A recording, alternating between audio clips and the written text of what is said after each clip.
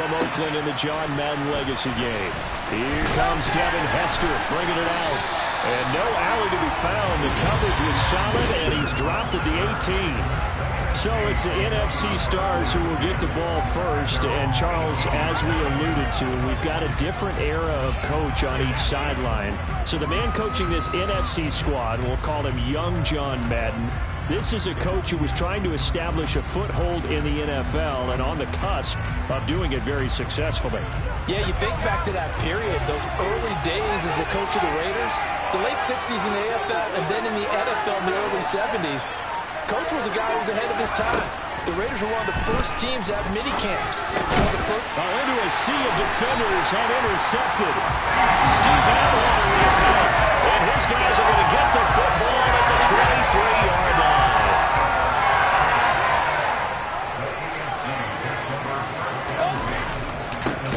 Now we'll give running left. It's Bettis, and that one blown up quickly, as he's going to be stopped before he could even get started. Well, the first play of the drive lost 4. Now they'll look to move it forward here on 2nd and 14.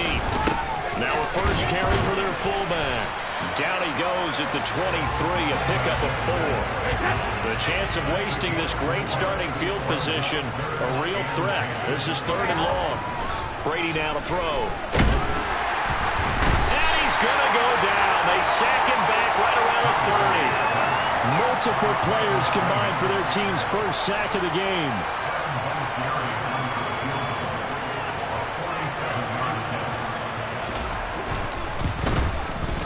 And Vinatieri's kick is good. And the AFC on the board first. It's 3-0.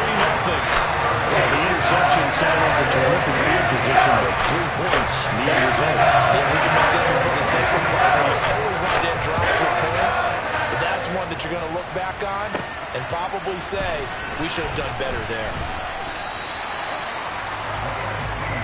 The NFC offense coming out here, and you know, Charles, Coach Madden always said that if he had one drive to win a game and he had to pick a quarterback, he would pick Kenny Stabler.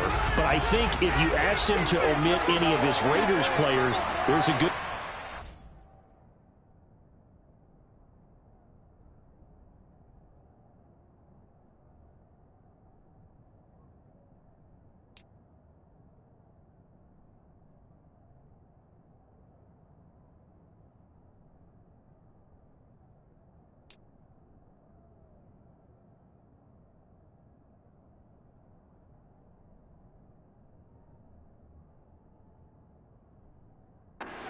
he'd select would be Brett Favre.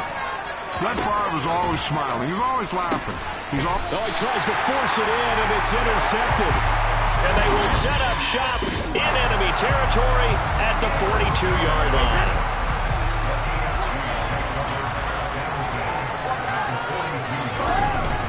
Up the middle they run with Bettis. He's tackled a yard short of the marker. Good gain of 9 on first down. So as we mentioned at the top, let's take you through the life of John Madden. And, you know, it's very fitting that we're here back in the Bay Area, not just because John's so associated with Raider football, but also because this was where he spent his formative years. Yeah, he grew up over Daly City with his...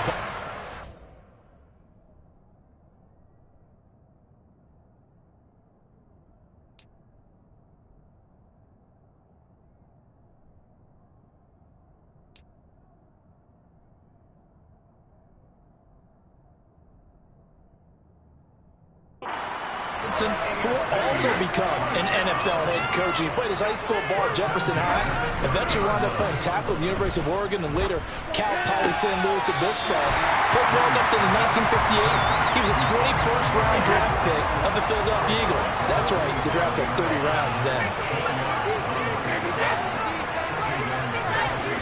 From the 27, Brady.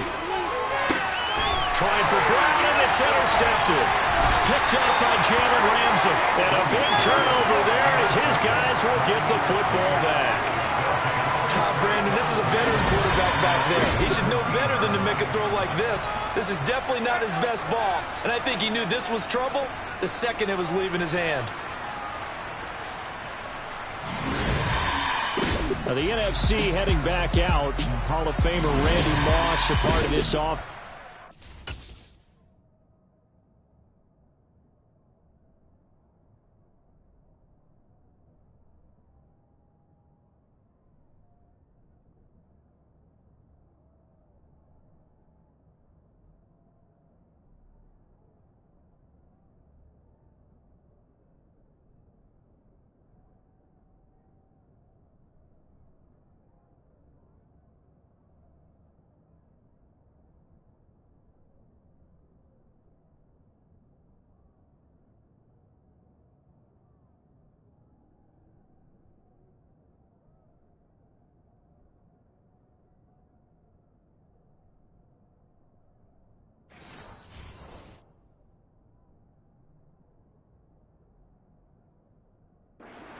And Coach Madden, boy, he always appreciated the ferociousness with which number 84 attacked the football in the air. As Randy Moss says, just chunk it up there, dog, and I'll go get it. And, Coach, boy, did he ever go get it. Over 15,000 receiving yards, 156 touchdowns. And how about this? From his rookie year of 1998 until 2009, those were his prime seasons, right? He led the league in touchdowns 5 times, but even more so, he showed us all how to go up and get it.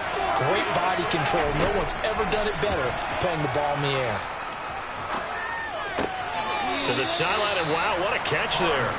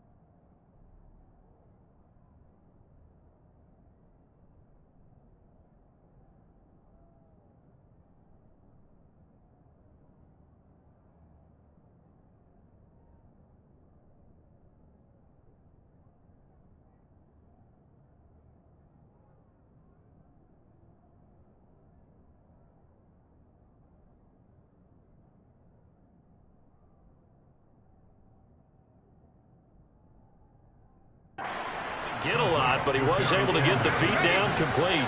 So 7 yards from the first down here as they come up to the line of scrimmage.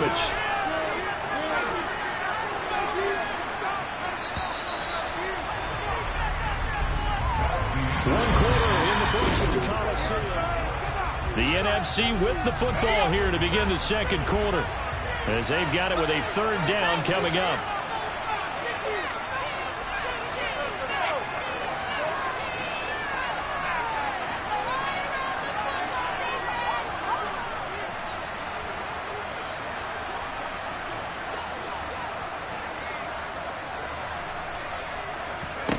Here's Favre to throw. And unable to connect. Incomplete. Now give them credit. They took their shot, but it's going to bring up fourth down.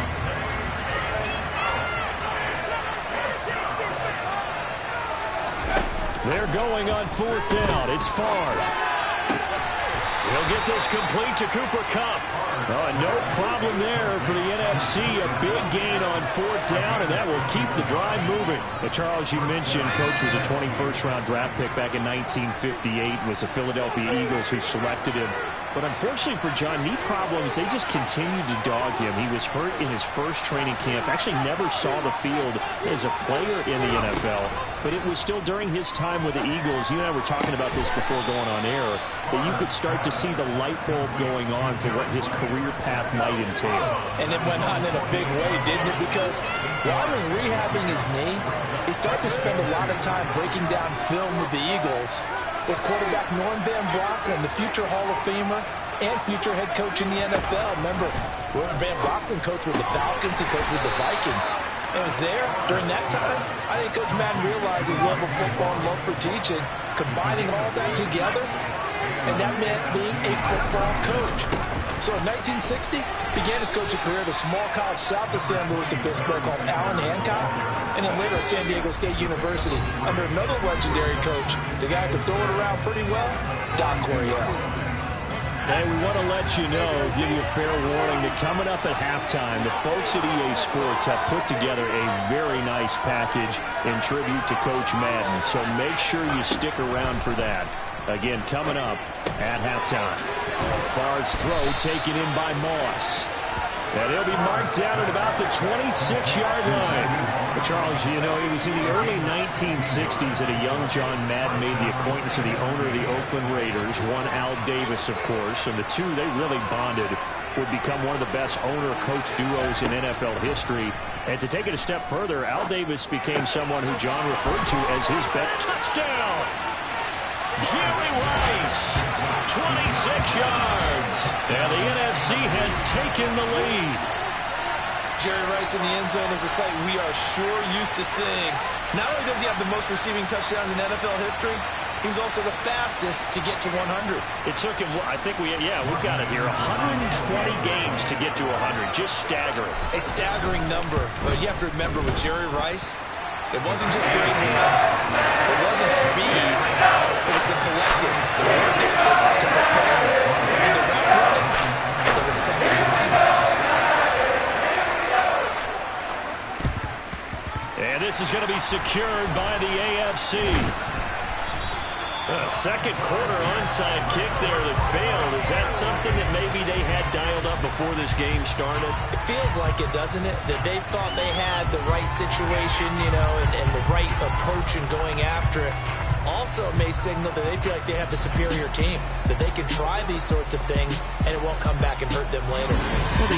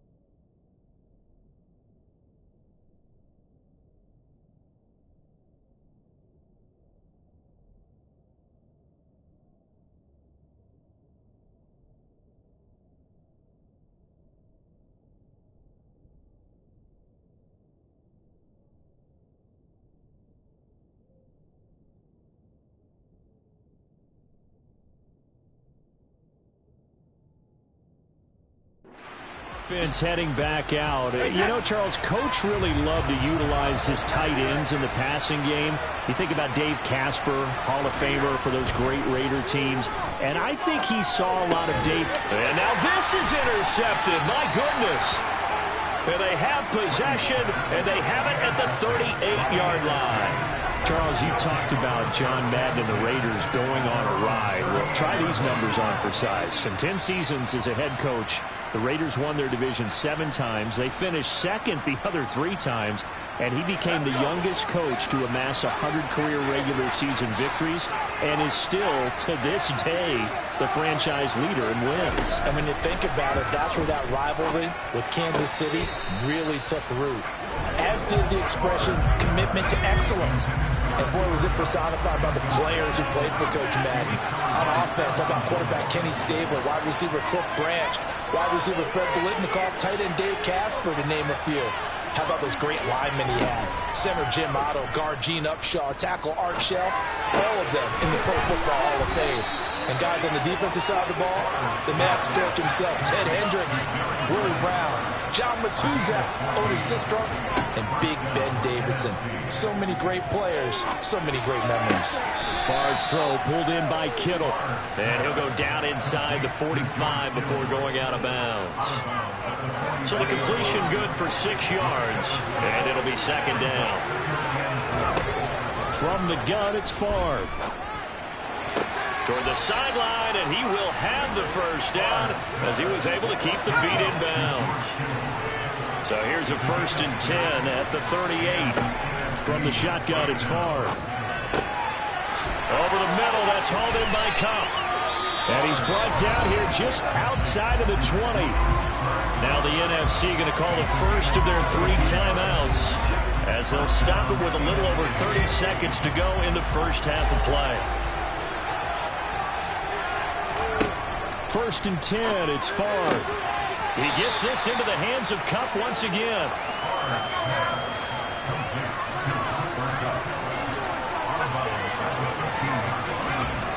Favre. He's got a man. It's his tight end. That's complete. Now another timeout called for by the offense as the stoppage will come with 23 seconds to go till halftime.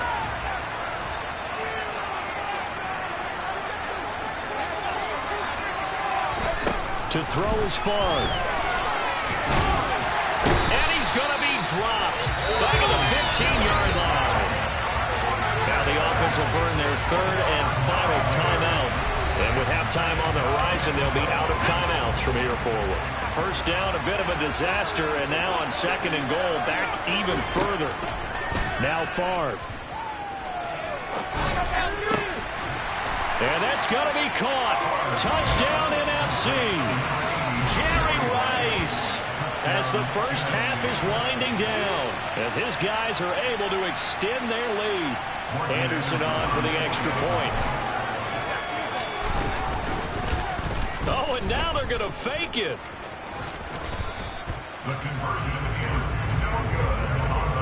Okay, they went for the fake off of the extra point attempt. It's a long way to go, and they didn't get there. Didn't get it completed successfully.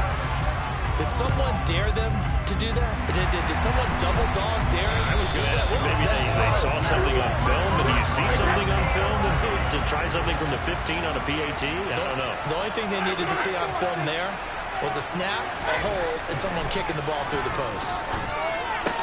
Brady's throw caught by his receiver, Hill. And he is out of bounds inside the 35. Now with 5 seconds left, not really enough time to run another play and then stop it. So on comes the field goal unit. Vinatieri's kick is good. And they will cut the lead back down to a touchdown now at 13-6. So a big play before the end of the half to get him into this spot, and they cash in with 3. How about the 1-2 to the solar plexus on that one? The big play, the field goal, not much time left on the clock. That's the way to go into the half. Ready to begin their next drive here, the NFC offense. 1 second, all that remains. They'll throw now on the final play. And it's knocked away and incomplete. So we're at halftime of the John Madden Legacy game, and now we present a special tribute to the man of the hour, narrated by the Raiders' own Trey Mosley. The AFC going to get the football first here as we are back underway from Oakland in the John Madden Legacy game. And the half will begin with a touchback.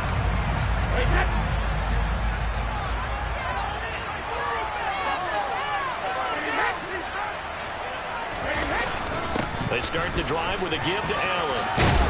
And they're able to get this one across the 35. A gain of 11 to kick off the drive, and it's a quick first down.